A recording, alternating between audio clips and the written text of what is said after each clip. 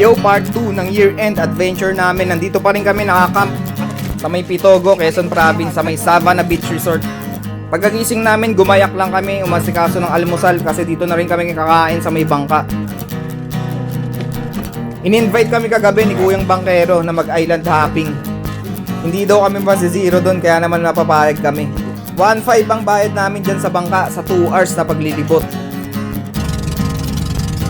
Dito na nga kami nag-almusal sa bangka para hindi na masayang yung oras, para tuloy-tuloy na yung adventure namin kasi may pupuntahan pa kami mamaya. Dediretso pa kami ng Real.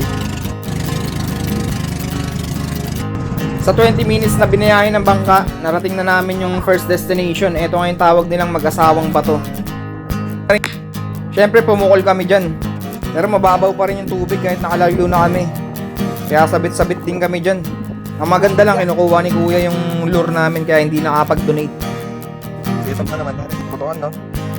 15 minutos lang yung tinagal namin sa spot na yun at nagpalipat na nga kami. Dito sa next nilipatan namin, nakadali si Kimera Melb Sambotete.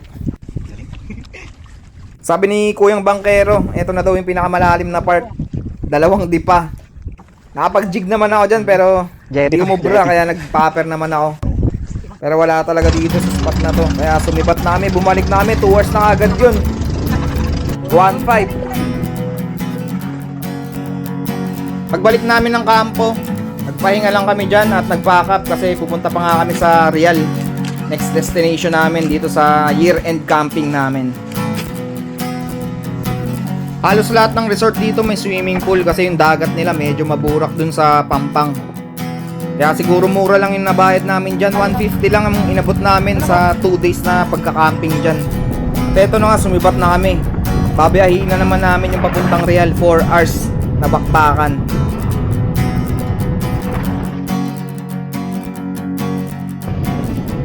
Paglapag naman namin ng Tayabas, syempre hindi namin papalampasin. Kumain muna kami dito ng pansit habhab.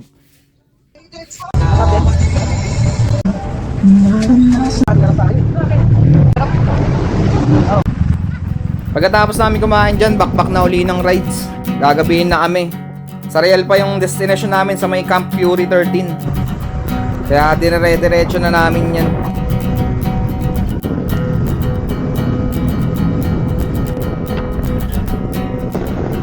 Mahigit 4 hours din yung minotor namin galing dun sa Pitogo, Quezon Province, papunta dito sa Camp Fury 13. Pagkalapag dito sa Camp Fury, umasikaso na agad kami ng panghapunan namin. Nakakapagod yung binayahe namin, 4 hours mahigit. Nalaspag yung wet packs namin kaya pagkakain namin, natulog na agad kami kasi bukas panibagong adventure na naman. Napakalamig nung gabi kaya nagdoble na ako ng jacket dyan. Ito na nga yung kinaumagahan. Dito sa Camp Fury, ito yung spot nila. 250 ang bayad namin dyan sa overnight, 50 naman ang entrance. Masikaso na rin kami dito ng almusal para tuloy-tuloy na yung adventure namin sa araw na to. Medyo pagkapahinga namin pagkatapos mag-almusal, magpapapawis naman kami. Dito sa Camp Fury, skate camp to. Meron silang bowl dito, pwede kayong mag-skate dyan. Taon na rin ata nung huli ako nakapag-skate kasi puro fishing na rin ginagawa ko tuwing bakante. Kaya ito, inunahan ko na kagad dyan. Si Kimera Jace lang yung may dalang skate set dyan kaya nanghiram lang ako dyan sa Camp Fury ng board. Pwede rin kayo manghiram dyan ng mga board. Meron silang surf skate dyan.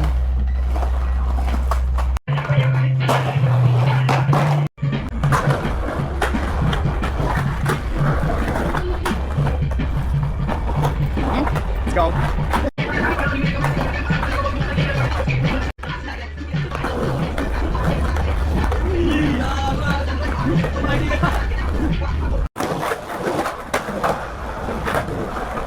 May mga lokal na bata din kami nakasabay dito. 1 month pa nang nag-i-skate pero ang gagaling na din. Surf skate, ang dalihan ng 2 bata na to. Nagsisurf din kasi sila. May surf spot din dito malapit sa Camp Fury.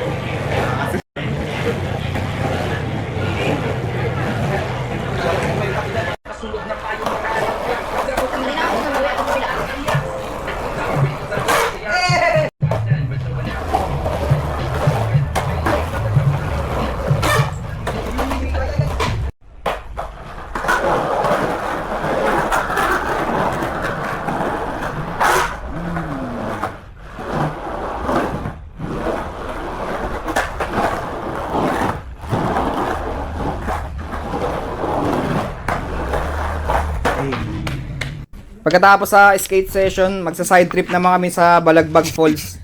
Malapit lang yung Balagbag Falls dito, tsaka yung Balagbag Beach. Thank you po.